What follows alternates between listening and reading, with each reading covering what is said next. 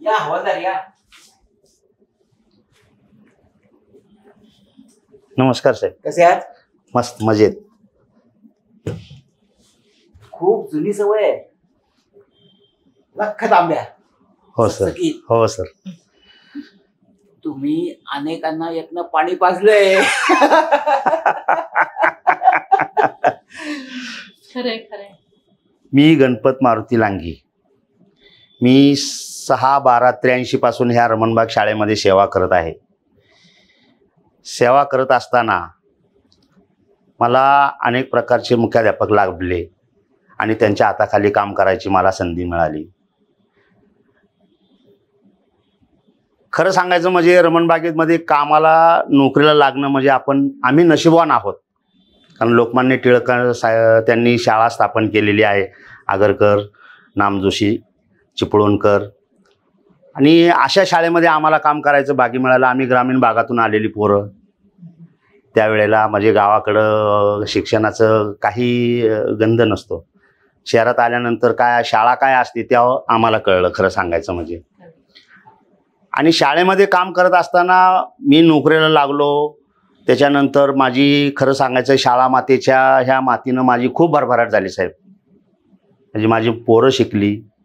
त्याच्यानंतर मला इथं काम करायची जे अनुभव आले. पूर्वीचे मुख्याध्यापक आणि आत्ताचे मुख्याध्यापक. पूर्वीचे मुख्याध्यापक माननीय भालचंद्र पुरंदरे साहेब. मला एक गोष्ट आवर्जून सांगावीशी वाटते साहेब. ह्या रमणबाग शाळेमध्ये मी एवढे वर्ष काम केलं. खरं सांगायचं म्हणजे प्रत्येक मुख्याध्यापकांच्या हाताखाली काम करायचे मला चांगले अनुभव आले. प्रत्येक हेडमास्टरांकडनं मला शिकण्यासारखं खूप मिळालं. म्हणजे प्रपंच असो, व्यवहार गोष्टी असो आणि शाळेचे ॲडमिनिस्ट्रेशन असो. आत्ताचे मुख्याध्यापकांच्या बाबतीत सांगायचं म्हणजे खरोखर आनंद झाला आम्हाला की आपल्या शाळेत आम्हाला सुरुवात केलेल्या मॅडम प्रभुदेसाई मॅडम या शाळेत कामाला सुरुवात आणि या शाळेमध्ये मुख्याध्यापक म्हणजे उपमुख्याध्यापक. हो, प्रवास रमणबागेचा त्यांनी बघितला. हो. नमस्कार. हो नमस्कार सर. खूप बरं वाटलं आज तुम्ही आला तिथे. मी इथे आल्या आपल्याला एक सांगितलं होतं आठवतंय? हो. की या खुर्चीवर बसल्यानंतर कुणाच्या पुढे झुकायचं नाही. झुकायचं नाही. आपल्या तत्वांविषयी पक्क राहायचं. कारण मला सुद्धा माझ्या गुरूंनी हे सांगितलं होतं. या सगळ्या गुरूंच्या तसबिरी इथे समोर आहेत. रोज इथे आल्यानंतर मी एकदा त्यांना बघतो. ज्या ध्येयाने त्यांनी काम केलं, ज्या तत्वाने त्यांनी काम केलं डोळ्यासमोर आणतो आणि मग खुर्चीवर बसतो आणि मग ठरवतो चांगली कामं करायची पण चुकीच्या गोष्टींपुढे झुकायचं नाही. बरोबर. लोकमान्य टिळकांची शाळा. मी विज्ञान शिक्षक. खरं म्हणजे विज्ञान म्हणजे ते सुद्धा भौतिकशास्त्र शिकवायचं. नंतर शिक्षक, नंतर पर्यवेक्षक, नंतर सुपरवायझर, नंतर AHM, नंतर HM. या सगळ्या प्रवासामध्ये मला माझ्यामध्ये खूप बदल करावे लागले. अच्छा. कारण विद्यार्थी जग खूप वेगळं आहे आणि प्रशासन हे थोडं वेगळं आहे. नक्कीच. तो जरी मुख्याध्यापक असला तरी तो शिक्षक आहे. शिक्षक म्हणून आपल्याला विसरता येणारच नाही. पण त्याच वेळेस संस्थेने सांगितलेली ही जबाबदारी प्रशासनाची ही पेलताना आपल्यामध्ये खूप बदल करावे लागतात आपल्याला.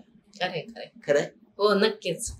पण एक आहे की म्हणजे 93 साली मी जेव्हा इथे रमणबागेमध्ये आले ना सर, तर तेव्हापासून मी शिक्षक म्हणून अनेकांच्या हाताखाली घडत गेले. म्हणजे अगदी शरा कुलकर्णींच्या काळामध्ये मी इथे जॉईन झाले आणि ते शरा कुलकर्णी आपल्याला माहिती आहे अगदी थरो जेंटलमन, एकदम व्हाईट ड्रेस. हा थरो जेंटलमन असला पाहिजे. असतो हे आम्हाला त्यांच्यामुळे कळलं. नाहीतर काय माहिती का, एक सर्वसाधारण प्रशासनाची कल्पना काय, प्रशासक म्हणजे पहिल्यांदा डोळ्यामध्ये कठोर राग दिसला पाहिजे. चालण्यामध्ये मान. प्रशासक आला की सगळ्यांनी घाबरलं पाहिजे. सगळेजण उभे राहिले पाहिजे. म्हणजे ज्या प्रशासकाकडे बघून भीती वाटेल तो उत्तम प्रशासक. अशी एक चुकीची म्हटलं तर चालेल चुकीचीच समजूत चुकीचीच आहे आहे. आणि आदरयुक्त भीती असली पाहिजे आणि आदर हा प्रेमातून आलेला असला पाहिजे सर. ह्याच्यावर माझी श्रद्धा आहे आणि हे मी नंतरच्या सुद्धा काही मुख्याध्यापकांकडून इथून शिकले. अगदी सुरुवातीला माझे वडील स्वतः मुख्याध्यापक होते. खारेपाटण सारखं आमचं सिंधुदुर्गातलं छोटं गाव, तर तिथे मी जे बघितलं त्या शाळेमध्ये मी जी ग्रूम झाले, वाढले आणि खरं तर तेच इथे घेऊन आले. नंतर माझ्यातला जो कवी असेल, माझ्यातला साहित्यिक असेल किंवा माझ्यातलं एखादं नाटक लिखाण करण्यासाठी मला उद्युक्त करणं असेल, हे इथल्या अनेक लोकांनी केलं. जरा विषय बाजूला हा प्रशासनाचा. ती कविता जी होती ना, जगा महाराष्ट्रामध्ये प्रसिद्ध झाली आहे. कुठली? ती पराड सरांमुळे प्रसिद्ध झाली. लिहिले शब्द मी. सरांनी मला सांगितलं होतं की बाई असं म्हणजे औपचारिक असं गाणं नको, ते आपल्याला मुलांचं दंगागीत झालं पाहिजे. त्यांनी त्याला नावच दंगागीत दिलं होतं. त्यामुळे मग ते धिंगाणा गीत दंगागीत असल्यामुळे नाही, पण तुम्ही ते म्हणून दाखवाच आम्हाला. ते असं आहे की धोय धोय धोय धोय पाऊस पडतोय रे, दितांग तांग दितांग तांग माझ्या मनीचा मोर कसा नाचतोय रे, तकीट दा धा. असं तर त्याचे आता युट्यूबवर इतके लोकांनी अगदी पार गडचिरोली किंवा तो शब्द पुढचा मला तो खूप आवडतो. हिरवे हिरवे हिरवे हिरवे हिरवे. हो, ती सर सगळं हिरवं कोकण तुम्ही बघितलं. तो निसर्गाचा संस्कार घेऊन आलात. काव्य साहित्य जागं ठेवलं आणि आता मात्र एकदम खुर्चीवर बसलाय तुम्ही प्रशासक म्हणून. तर आता तुम्हाला काय वाटतंय? आता दरम्यानच्या काळामध्ये मी पर्यवेक्षक म्हणून तिकडे गेले, तर तिथे थोडा काळ तो मुलींच्या शाळेचा एक वेगळा अनुभव होता. कारण इतके वर्ष मी 30 वर्ष मुलांच्या शाळेत होते आणि मध्येच तिकडे जाऊन आल्यामुळे मग थोडंसं बदललं होतं. पण ऍडमिनिस्ट्रेशन म्हणून काही गोष्टी तिथे कराव्या लागत होत्या. हे थोडंफार शिकून झालं. आणि इथे असताना कसं होतं की ऍडमिनिस्ट्रेशन मध्ये प्रत्यक्ष सहभाग कधी घेता येत नाही, कारण आम्ही कशाला कधी चट काढायला बसणार आहोत किंवा आम्ही कशाला कधी कुठल्या तरी एखाद्या मोठ्या गोष्टीमध्ये निर्णय घेणार आहोत. एक सिनियर टीचर म्हणून आम्हाला विचारलं जायचं, तेवढ्या पुरतच आपण सांगतो.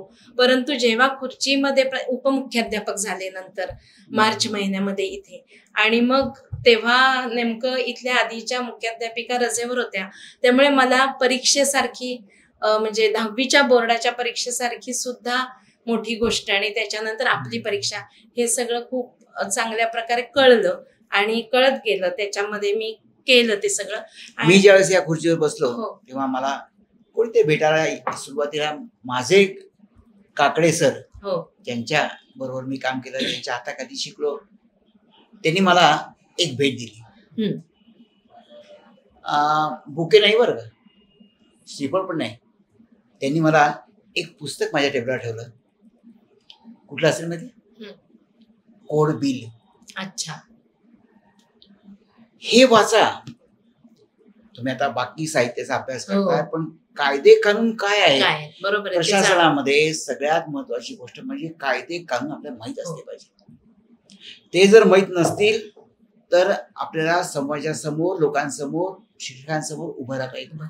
जसं शिक्षक म्हटल्यानंतर माझं नॉलेज मला पाहिजे, तसं या खुर्चीवर बसल्यानंतर तुम्हाला काय वाटतं? बरोबर आहे सर. आणि जेव्हा खुर्चीवर बसले मी, म्हणजे 1 जुलैला मी मुख्याध्यापक झाले, तर त्यावेळी मी आधी शाला माऊलीचे जे बाहेरचे 2 कठड आहेत तिथे आधी फुलं ठेवली, तिथे वाकून नमस्कार केला. आणि नंतर मी जेव्हा सर आत आले ना, मला एक तुम्हाला खूप आवर्जून सांगायचं, इथल्या ज्या स्वच्छता मावशी आहेत त्यातल्या रेखा मावशी आणि मंगल मावशी धावत धावत आल्या, बाई थांबा थोडंसं. माझा भाऊ माझ्या बरोबर आला होता आणि धावत धावत आल्या आणि त्या आतमध्ये येऊन कुयरी घेऊन गेल्या सर. आणि त्यांनी मला कुंकू लावलं आणि त्यांनी मला, बाई म्हणे तुम्ही एवढं तिथे फुलं ठेवून नमस्कार करताय, तुम्हाला आत घेताना, म्हणजे ही जी भावना आहे ना ती सर रमणबागेत मला आधीपासूनच मी पाहते. आणि हे हळूहळू असं एकदम नाही कधी येत सर, ते हळूहळू जसं ते सच्छिद्र एखादं हे म्हणतो ना किंवा पर्कोलेट होतं, तसं ते झालेलं असतं. आणि आजूबाजूचे संस्कार या सगळ्यांनाच मिळत असतात. या सगळ्याचा परिणाम सर्वांवरच होत असतो. हे खूप महत्वाचं आहे सर. आणि हे इतरांपेक्षा आपल्या रमण बागेचं वेगळं आहे. काय वेगळेपण आहे, हे रमण बागत्व आहे. काय वेगळेपण आहे मला सांगा. रमण बागेचं वेगळेपण अनेक, म्हणजे एक तर मी आता अमृत महोत्सवाच्या वेळी लेख लिहिलाच होता. रमण बाग एक पंचाक्षरी ऊर्जा मंत्र, रमण बाग, ही जी पंचाक्षर आहेत ही आपल्याला कायमच ऊर्जा देतात सर. र म्हणजे रमण बाग ही ऊर्जा देणारा हा र. आता आपण त्याच्यामधनं खूपच काही काढू शकतो की र म्हणजे रमणे. आपण नेहमीच सगळ्यांना म्हणतो ना की रमण बागेत आला तो रमला, तो पुन्हा जायला मागत नाही किंवा जाऊ शकत नाही, किंवा गेला बाहेर तरी त्याला इकडचे दरवाजे सारखे खुणावत असतात, कारण आपल्या बाहेर लिहिले पुनरागमनायच. त्यामुळे हा ऊर्जा मंत्र जो आहे ना सर, तो इथल्या चराचरात आणि इथल्या आधीचे जे पूर्वसूरी होते त्यांच्या संस्कारात किंवा त्यांचं इथे अस्तित्व होतं. इथे ह्या खुर्चीचं पदग्रहण करताना किंवा बसताना त्याच्यावरती केवढी मोठी जबाबदारी आहे सर. हे सगळे जण म्हणजे अगदी धोंडो केशव कर्व्यांसारखे, वाशी आपट्यांसारखे लोक इथे काहीतरी त्यांचं पद भूषवून गेले किंवा त्यांचं इथे काहीतरी कणाकणामध्ये आहे. ही जी एक ऊर्जा असते, ही ऊर्जा सकारात्मक आपल्या सर्वांपर्यंत ती नक्की येऊन पोचते सर. आणि इथे कुठलंही सर कधीच, म्हणजे आतापर्यंतच्या प्रवासामध्ये मला आठवत नाही की एखादी अडचण आली, एखादं मिसहॅप घडलं, एखादं काहीतरी मोठा अपघात झाला, असं कधीच नाही सर. त्याच्यातून मार्ग काढून आपण मोकळे होतो. तुम्हाला माहितीच आहे, मागे आपल्या वॉचमनच्या वेळी तुम्ही हे असताना त्याच्या डोक्यामध्ये फांदी पडली होती, तो प्रसंग सर. बापरे, म्हणजे त्याच्यातून आपण ताऊन सुलाखून निघालो. लांगींसारखे आपले भैयाजी त्यावेळी खूप आपल्याला त्यांनी मदत केली आणि त्या प्रसंगातून सुद्धा आपण निभावून गेलो. तर हे सगळं यांचे आशीर्वाद आहेत सर, या सगळ्यांचे. ही पुण्याई आहे. या पदावर बसल्यानंतर असंख्य प्रकारच्या समस्यांना तोंड द्यावं लागतं. हो. सकाळी उठल्यापासून झोपेपर्यंत नाही, झोपेत सुद्धा अनेक समस्या डोक्यात असतात. आणि या सगळ्या ताणामध्ये आपला मार्ग काढायचा असतो. आणि हा मार्ग काढताना एकच मंत्र आपल्याला नेहमी उपयोगी पडतो. त्या कोड नियम या सगळ्यापेक्षा रमणबाग, हो, एक कुटुंब, कुटुंबामध्ये असताना आता तुम्ही या कुटुंबाचे पालक आहात. हो, पालक म्हणून एक खूप वेगळी जबाबदारी असते.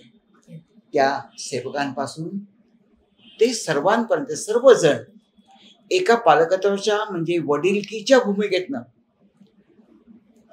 मला मी प्रभू देसाई मॅडम म्हणतो, पण तुम्ही आता या कुटुंबाचे प्रमुख आहात. या सगळ्यांना सांभाळून घ्यायचं आहे. माणसं शेवटी माणसं आहे ती.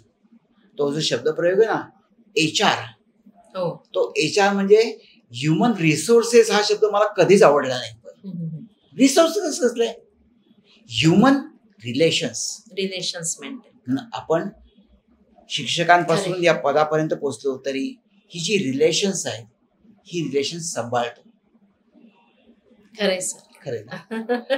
आणि सर कसं आहे माहितीये का, मी आता तुम्हाला म्हटलं की शरा कुलकर्णी झाले किंवा प्रभारी आपले काकडे सर काही काळ होते, तर त्यांचा सुद्धा पंक्च्युअलिटी त्यांची, स्वतः जाऊन ते आधी तासाच्या आधी दरवाजाच्या बाहेर उभे असायचे आणि काकडे सर मलाही अभिनंदन करायला आले होते. मला त्यांनी स्वीट आणलं होतं, पुस्तक आणलं होतं तुमच्यासारखं, आणि मला सांगितलं, बाई आपले जे तास असतील ते घ्यायचे बरं का, मुख्याध्यापक झाले म्हणून तास नाही मिस करायचा.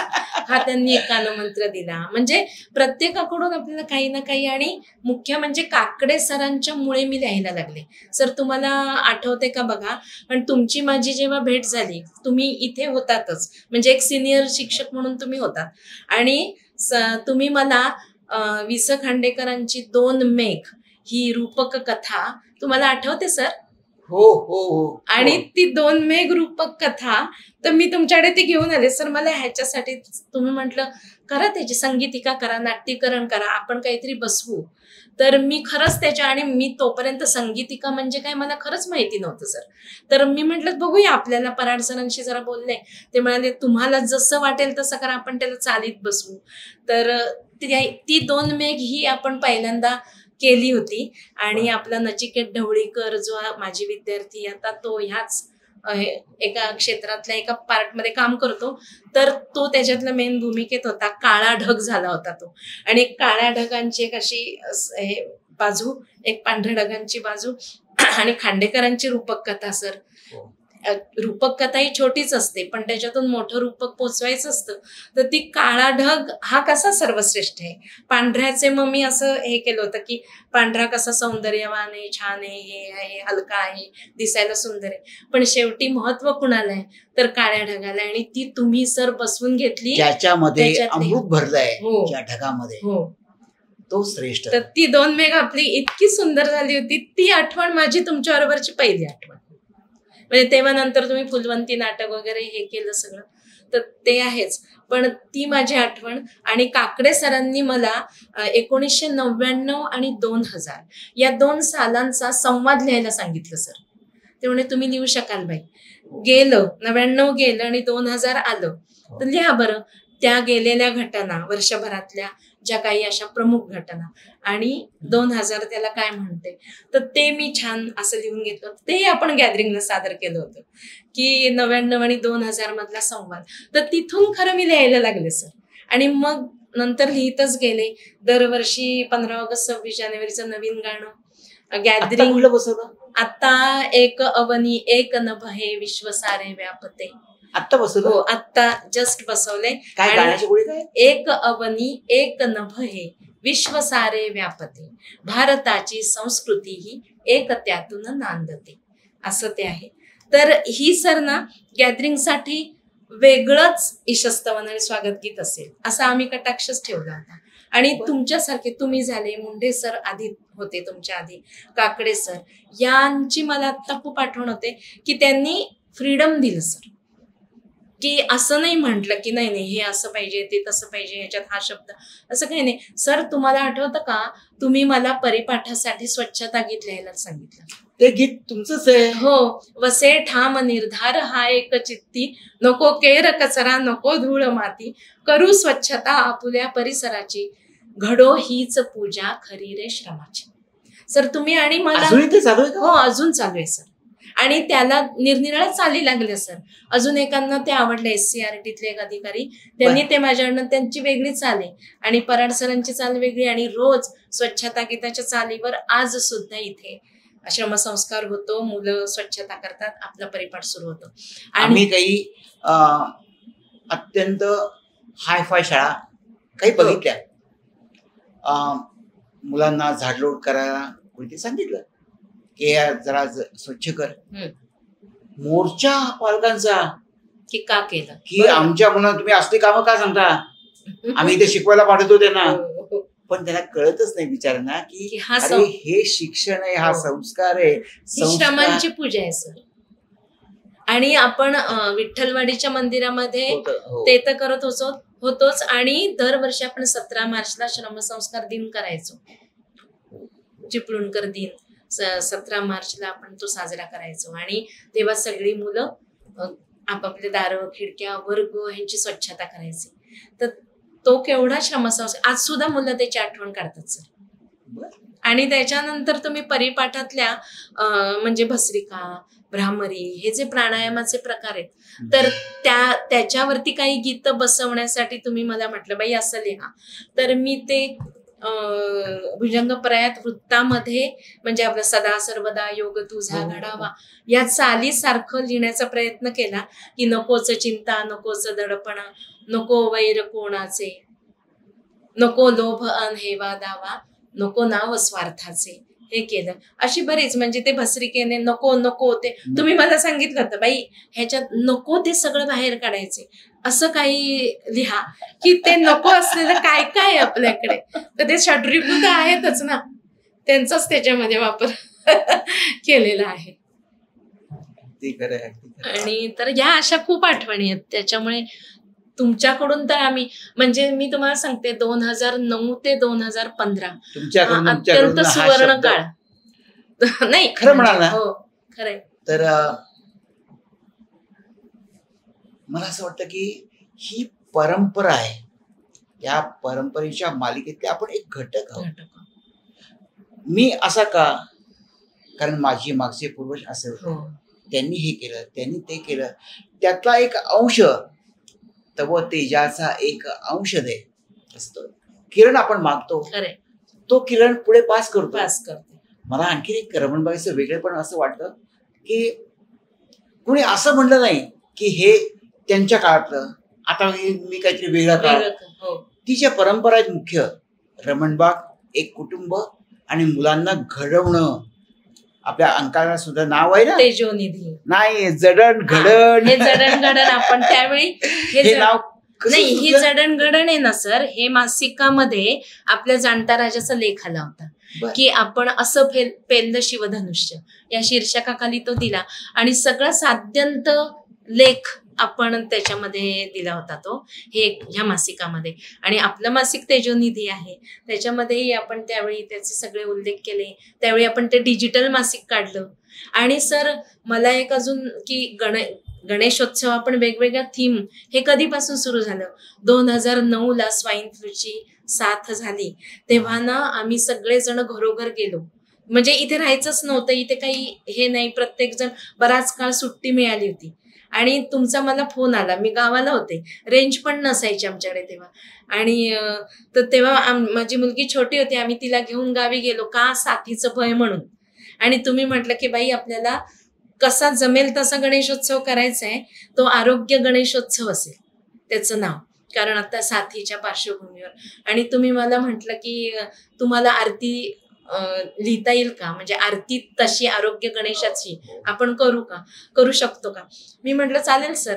आरोग्य गणेशाची आरती जी तेव्हा सुरू झाली ना सर 2009ला, तर आज तागायत जवळजवळ 15 वर्ष वेगवेगळे थीम्स घेऊन आपण जे गणेशोत्सव केले त्याच्या 13 ते 14 आरत्या आज सुद्धा माझ्याकडे आहेत. आणि आपण केवढे वेगवेगळे गणेशोत्सव केले, त्याची थीम सांगणारी ती 2 कडव्याची किंवा 3 कडव्याची आरती आपण 5 दिवस ती म्हणायचो. म्हणजे सुरुवात कुठून होते, तर ही त्या ह्याच्यातून ती झाली होती. असं एक या वर्षीचा गणेशोत्सव छंद गणेशोत्सव आहे आमचा. छंद. हो. काय विषय हा छंद? छंद की मुलांना असलेले जे आता आपण मुलांनाच डोळ्यासमोर ठेवून करतो, तर त्यांच्या छंदांना प्रोत्साहन देणारं काय. कोरोनाच्या काळामध्ये आपल्याला छंदाचा उपयोग काय आहे हे नक्की कळलं, विरंगुळा काय असतो ते नक्की कळलं. त्यामुळे ज्यांना काही छंद होते, विरंगुळा होते, तेच तेव्हा सस्टेन होऊ शकले सर. नाहीतर अनेकांना नैराश्य आलं, अनेक जण त्याच्याने ग्रासले होते. पण ज्यांच्याकडे छंद होते त्यांनी वेगवेगळे, मग कुकिंग असेल किंवा वेगवेगळं असेल, तर त्यांनी ते करून पाहिलं ना, त्याच्यामुळे ते केवढं महत्वाचं आहे. तर या वर्षीचा आपण छंद गणेशोत्सव ही थीम ठेवली. तर हे असे. आणि मला अजून एक म्हणजे तुमच्या बाबतीत तर खूपच आठवणी आहेत की तुम्ही 2009ला आल्यानंतर अधिक महिना आला सर. आणि अधिक महिन्यामध्ये आपण 33 गोष्टींना महत्व देतो. तर मी तुमच्याकडे येऊन म्हटलं की सर मी असा काही एक वेगळा उपक्रम करू का की 33. मग तुम्ही म्हटलं काय करता येईल, म्हणजे तुम्ही फक्त तुमच्याच विषयाचं नको, अजून काही मैत्रिणींना घ्या. हा तुमचा एक वेगळा होतं की एकट्याने नाही तर अजून समूहाला बरोबर घेऊन पुढे जाणं. तर हेही मी तुमच्याकडनं शिकलेच आहे. तर आम्ही काही मैत्रिणींनी म्हणून प्रत्येकीला काय 33 करता येईल समाजासाठी विधायक. तर मी काय केलं, तर इंग्लिशचे टीचर म्हणून मी इंग्लिशचे 33 विषय मुलांकडून 33 दिवस लिहून घेतले. त्याच्यासाठी तासातली 10 मिनिटं मी बाजूला काढायचे आणि त्यांना तो टॉपिक समजावून सांगायचे. मुलं घरी जात असत, लिहित असत, वही त्यांची तयार केली 33ची.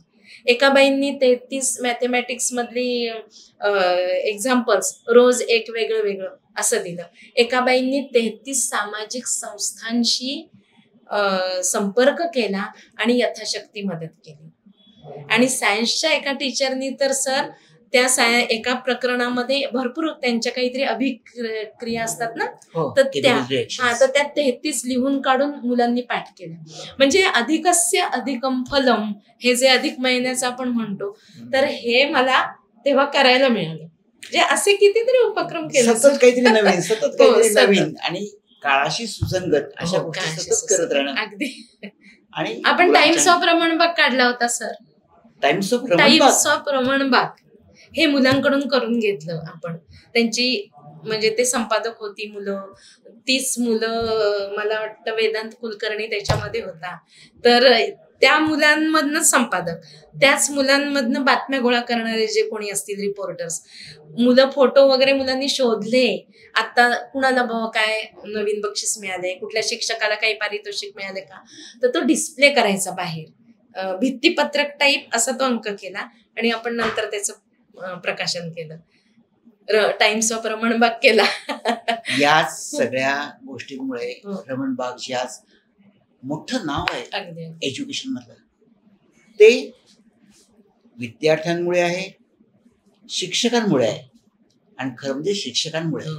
विद्यार्थी 5वीला येतात, 10वीतनं बाहेर पडतात एक ठेवा घेऊन, पण शिक्षकांची जी परंपरा आहे पहिल्यापासूनच्या जुन्या पिढीपासून आतापर्यंतची, ही जी परंपरा आहे ही आपण टिकवून ठेवली आहे आणि ही आपण पुढेही टिकवून ठेवणार आहोत. मला एक प्रसंग आठवतो. आपल्या शाळेमध्ये ऍडमिशनसाठी प्रचंड गर्दी असते, आजही असते. आजही आहे ना सर. आता आम्ही काही मुलांना शेवटी नाही म्हणावं लागलं किंवा बाहेर बोर्ड द्यावं लागलं. 2000च्या वरती जेव्हा संख्या गेली आणि वर्गांचं अकोमोडेशन पाहून आपण ते हे केलं, परंतु आज सुद्धा हा ओघ कायम आहे. आणि बाहेर दारात जाऊन लोक, शिक्षक फिरतायत की आमच्याकडे मुलं द्या. त्यामध्ये त्या सगळ्या पार्श्वभूमीवर आपल्याकडे एवढी रीघ लागली, ही आपली पुण्याई आहे ना. अगदी नक्की. मला इतका आनंद झाला. खरंय. मला एक प्रसंग आठवतोय की एक अगदी सामान्य पालक आर्थिकदृष्ट्या त्याच्या मुलाला प्रवेश पाहिजे होता. अगदी जूनच्या एंडला तो शाळेमध्ये आला. शक्य नव्हतं. ऍडमिशन संपल्या केव्हा संपल्या, आपल्याकडे 3 वेटिंग लिस्ट लागायच्या तेव्हा, 1 लिस्ट, 2, 3. आणि अशा त्या काळामध्ये तो एक काय माहिती विचारायला की अरे रमणबागेत, पण का तिच्या डोक्यामध्ये की माझा पोरगा रमणबागेतच शिकला पाहिजे. माझ्या स्मरणाप्रमाणे तो एक अगदी साधा रस्त्यावर फुटपाथवर काम करणारा होता. त्याला बाहेरच्या बाहेर सेवकांनी सांगितलं नाही ऍडमिशन संपल्यात. तो तिथे बसला. पुन्हा आला. मी जाताना बघितलं, काय पाहिजे रे? सर, प्रवेश माझ्या लेकरासाठी. काय भावना असते. मी आज हे काम करतोय पण माझ्या मुलांनी मोठं व्हावं आणि हे फक्त इथेच होईल हा विश्वास रमणबागेचा. आणि काय हवंय? लेकरासाठी ऍडमिशन हवी. बाहेर बोर्ड बघितला, तो कुठला बघणार बोर्ड? प्रवेश पूर्ण झालेले आहेत, आता प्रवेशासाठी कोणी भेटायला येऊ नये. पाठी वाजली. मला नंतर जाणवतं बरं का की प्रशासक म्हणून झाल्यानंतर आजही मला असं वाटतं की नाही, मी अजून कमी आहे, शिकायचं माझं अजून बाकी आहे. मी का त्याला असं म्हणलो? पाठी बघितली, सरळ का नाही मला बोलता आलं की नाहीये, प्रवेश नाहीये.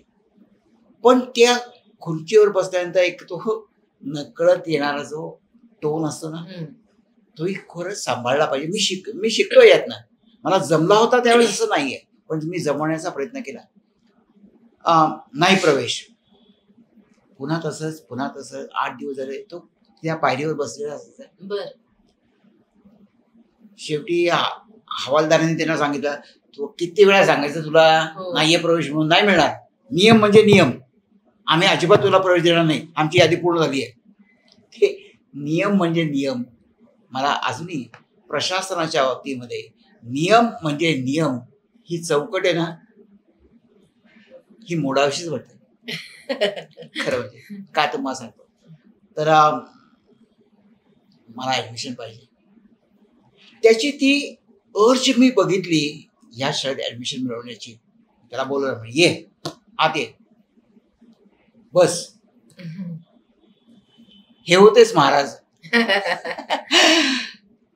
पाणी घ्या.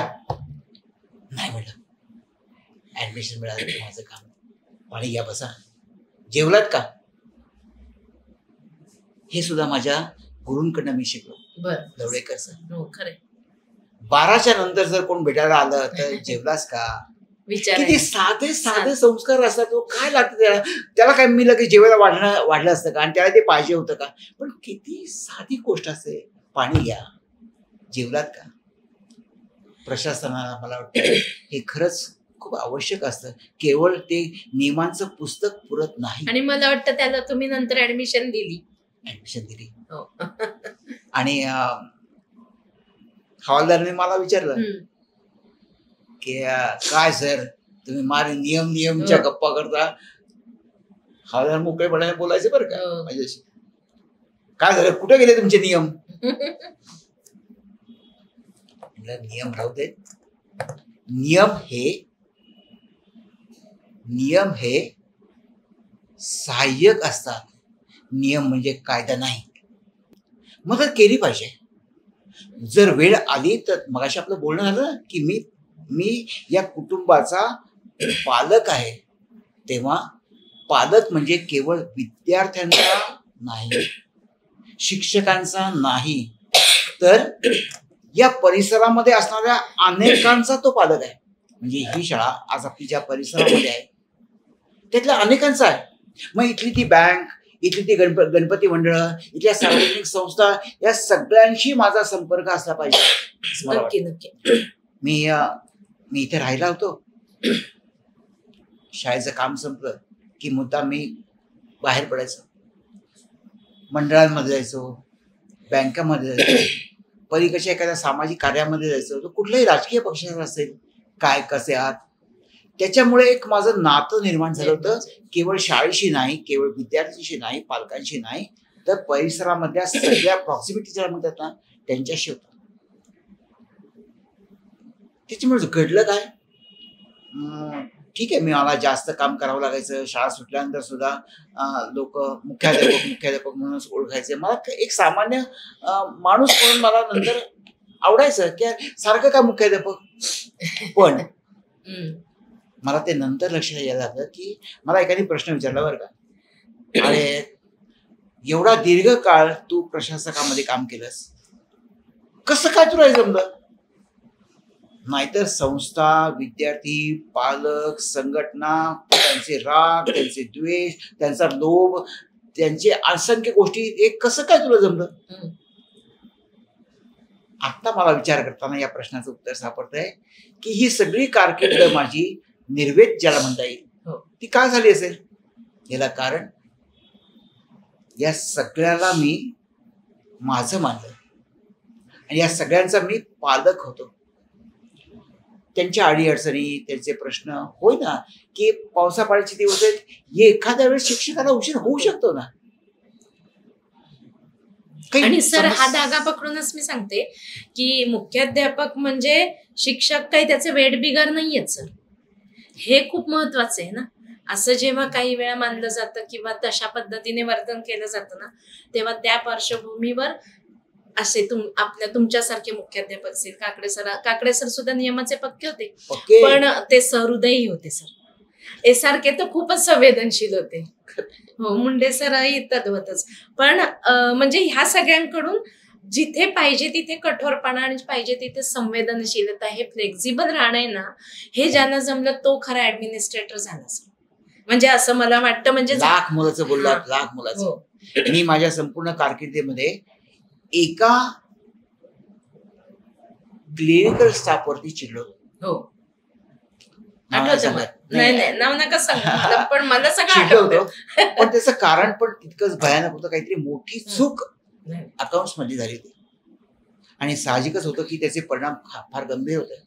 मी चिडलो त्याच्यावरती, त्याला बोलवलं, उभा राहा केलं समोर आणि खूप बोललो त्याला. तुमच्या या गोष्टीचा काय काय परिणाम होईल याची तुम्हाला कल्पना आहे का? आणि तोंडातनं काही शब्द बाहेर पडले. शेवटी मी पण माणूस आहे. आताच्या सगळ्याच पदावर असणाऱ्या, केवळ मुख्याध्यापक नाही, सगळ्याच पदांवर काम करणाऱ्यांसाठी मला सांगा असं वाटतं की त्यावेळेस किती वर्ष झाली मला माहित नाही, त्यावेळेस माझ्या तोंडातून जो शब्द बाहेर पडला तो आजही मला केव्हा तरी झोमतो. खरे त्रास देतो की अरे चुकलंच. खूप काळजी घ्यावी लागते बोलताना. या पदाचं एक वैशिष्ट्य असं आहे की खूप काळजीपूर्वक बोलावं लागतं. संस्था पदाधिकाऱ्यांशी बोलताना एक वेगळ्या पद्धती, त्यांना काय पाहिजे असतं ते आपल्याला कळलं पाहिजे. संस्थेच्या लोकांना काय पाहिजे आपल्याकडनं की नियमाने कायद्यांनी शाळा चालू आहे, चौकटीमध्ये चालू आहे, कुठल्याही प्रकारचे प्रॉब्लेम नाही येत ना, ते बघत असतात. पालक काय बघत असतात, माझ्या मुलाला मार्क चांगले मिळत आहेत ना, माझा मुलगा चांगला शिकतोय ना, हे बघत असतात. तर मुलगा काय बघत असतो, तर मुलाला हे बघायचं असतं की मला इथे आनंद मिळतोय ना. अगदी. तर या सगळ्या वेगवेगळ्या गोष्टींचं समाधान करण्याची साठी आपल्याला खूप बदल करावे लागतात. आणि मला सर तुम्ही घ्यायचा त्या मीटिंग सुद्धा आठवतात की तुम्ही अशी वेगवेगळी उदाहरणं द्यायचात की तुम्ही आम्हाला एकदा उदाहरण दिलं होतं, इथे एक चहाचं दुकान होतं आणि आम्हाला तुम्ही म्हटलं की एकतानता कशी असते हे अनुभवायचं असलं तर त्या चहाच्या दुकानामध्ये जा, बाहेर बसा आणि तो चहा कसा वर खाली करतो, किती वेळा करतो, केवढी तद्रूपता, आणि तेव्हा तो एक कप चहा तुम्हाला चांगल्या क्वालिटीचा मिळतो.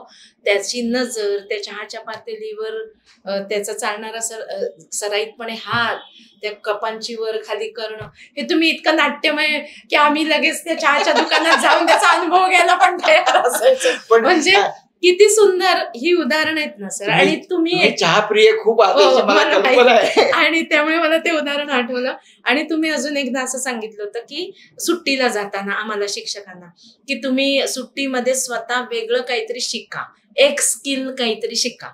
तर आता शिक्षकांनी काय, आपण जनरली असं सांगताय वाचा, हे करा, असं काही, पण तुम्ही असं म्हटलं होतं तर मी ते डोक्यात ठेवलं. आता एखाद्यावर त्याचा असा परिणाम होतो, मी ते डोक्यात ठेवलं. मला टू व्हीलर येत नव्हती, तर त्या वर्षीच्या मे महिन्यात मी ती टू व्हीलर शिकले.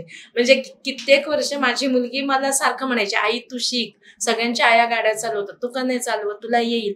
पण तुम्ही सांगितलं ना तेव्हा ते मला जास्त स्ट्राईक झालं आणि मी खरंच टू व्हीलर शिकले. आज सुद्धा मी टू व्हीलर घेऊन शाळेत येते. नाही एवढी भागणार नाहीये. 4 व्हीलर घेऊन प्रभू देसाईबाई शाळेच्या आवारात येत आहेत असं मला बघायचं. चालेल. तर सांगू का तुम्हाला, हे प्रेरणा असते. आपली एक पर्सनॅलिटी आपल्याला डेव्हलप करावी लागते.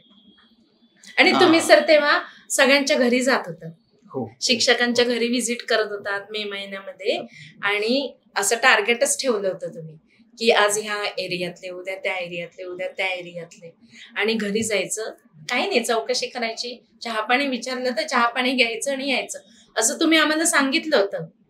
आणि तसे खरंच तुम्ही आला होता, माझ्याही घरी तुम्ही आला होता मला आठवते. मग ह्या खूप गोष्टी घेण्यासारख्या आहेतच. आणि असं टीप कागदासारखंच सर ते करावं लागतं की जी मिळेल ती गोष्ट आपल्याला शिकावी लागते.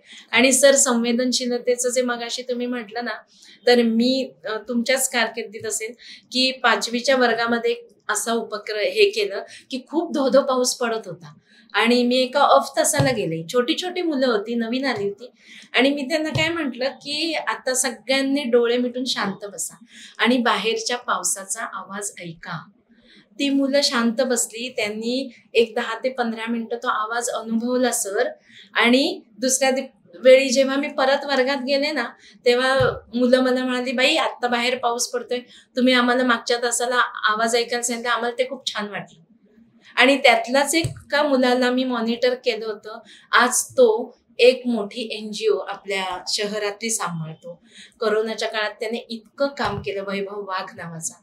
तर तो माझ्याकडे असलेला लिटिल मॉनिटर होता सर. मी त्याला पहिल्यांदा 5वीमध्ये मॉनिटर केलं. एवढासा छोटासा बटू मूर्ती असायची त्याची, आणि आज तो एवढा मोठा झाला. हे बघताना खूप म्हणजे त्याचं जे नेतृत्व घडलं हे रमण बागेचं तर श्रेय आहेच, पण संवेदनशीलतेचा तो एक खूप भाग आहे. कोरोनाच्या काळात त्याने स्मशानभूमीमध्ये जे काम केलं, तिथे काय संवेदनशीलता लागली असेल सर. हे आपणच त्याला केलं ना, आणि हे आपण कुणाकडून तरी घेतलं, त्याच्यापर्यंत पोहोचवलं. असे खूप अनुभव आहेत, खूप अनुभवांची गाठोडी आहे.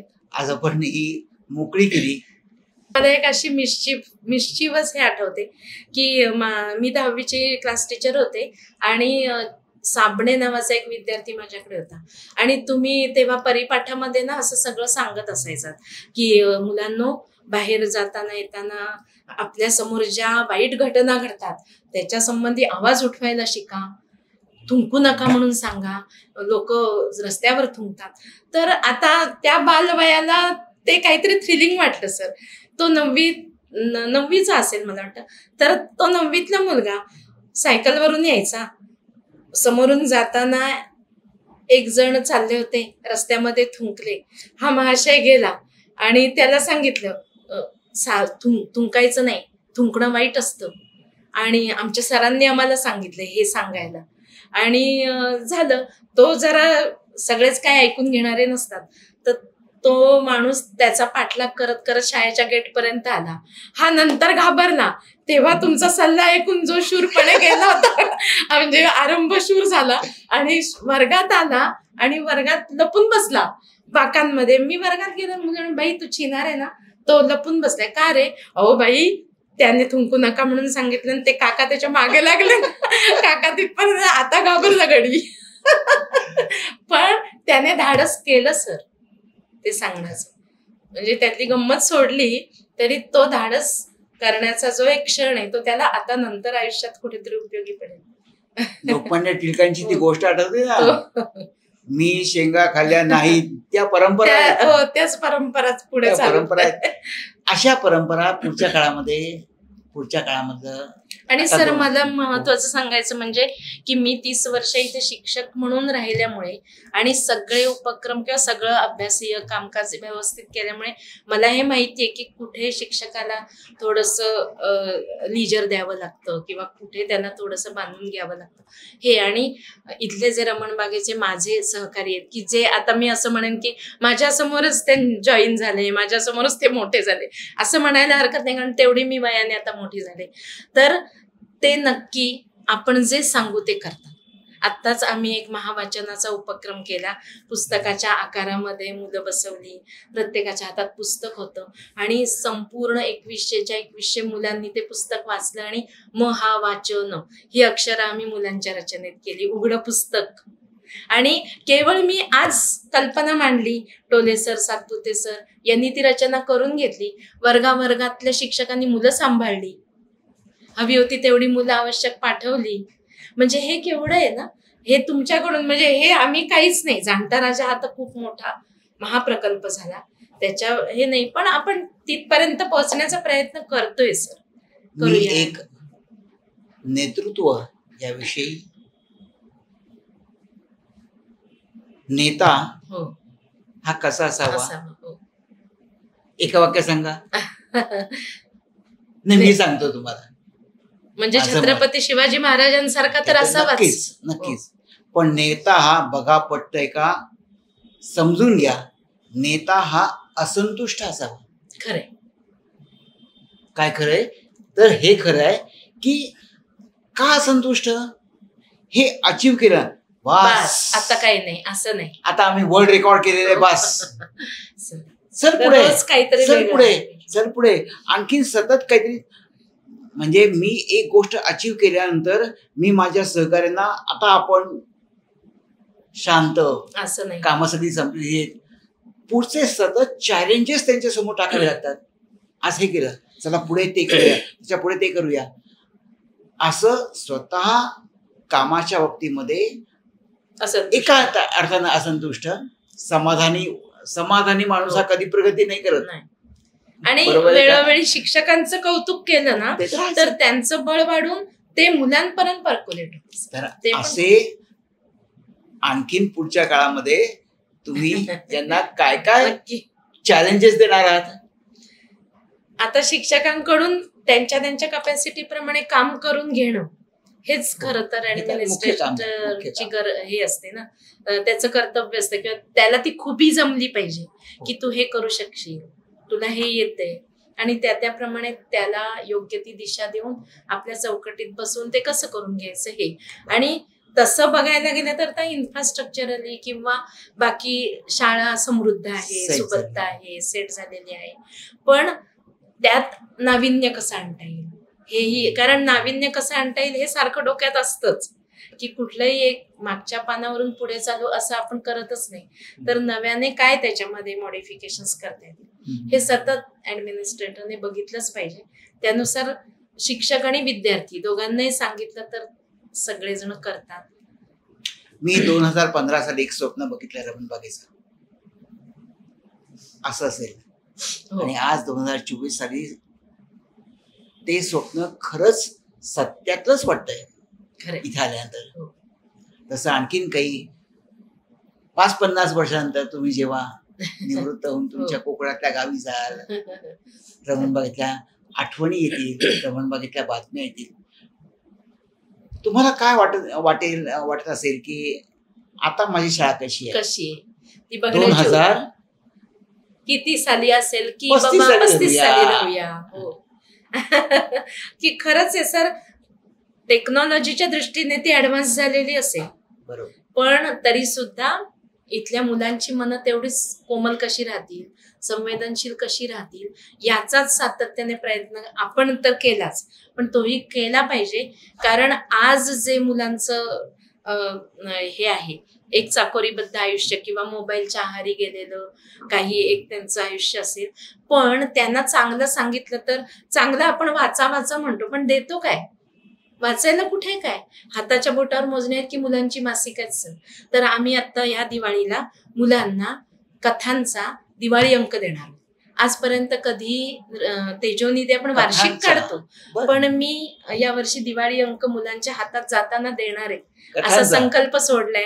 आणि चांगले जे इथे लेखक आहेत त्या चांगल्या लेखकांशी संपर्क केलेला आहे.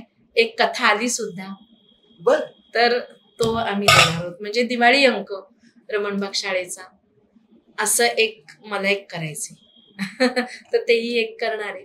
कालावधी कमी आहे, त्याच्यामध्ये जेवढं चांगलं करता येईल तेवढं आपण करणारच आहोत. रमणबाग म्हणजे ना ती जशी शाळा, बाकी 2 गोष्टी रमणबागेची एक आयडेंटिटी आहे. हो. एक म्हणजे ढोल पथक. हो. रमणबाग ढोल पथक. आणि आता म्हणजे शिस्तप्रिय तर आहेच आहे. हो, शिस्तप्रियता ही तर आहेच आहे, पण काय म्हणून लोक तुमच्याकडे येतात, तर जेव्हा ऍडमिशनला पालक येतात ना तेव्हा मी अरे ही पण शाळा आहे, अजून ती पण शाळा आहे, आमच्याकडे आता खरंच नाहीये बाबा ऍडमिशन.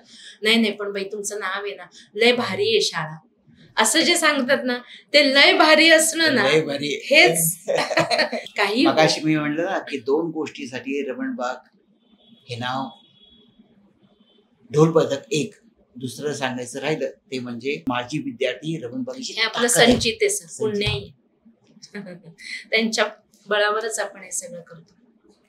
त्यांची मुलं आता आपल्याकडे आली. हो. पुढची पिढी आली आपल्याकडे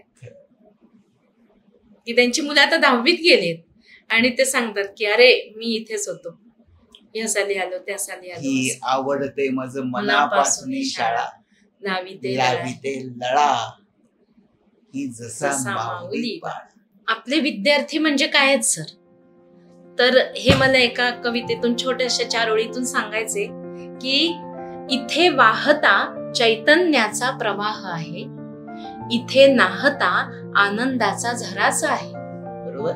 इथे कोवळा सुमन दलांचा सुवास आहे, इथे चालता ध्येय पथाचा प्रवास आहे. इथे स्वरांची किलबिलणारी कविता आहे, पण तिथेच इथे तप्त किरणांचा तेजस सविता आहे.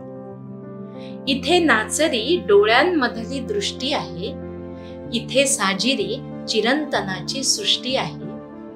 इथे रोज उमलून येत विद्यार्थी आहे, इथे घ्यावया उचलून त्याला शिक्षक आहे, इथे घ्यावया उचलून त्याला शिक्षक आहे. हे जे विद्यार्थी शिक्षकाचं नातं आहे हे इथे सतत सातत्याने फुलत राहू दे, हेच आपलं मागणं असणार ना, दुसरं काय असं.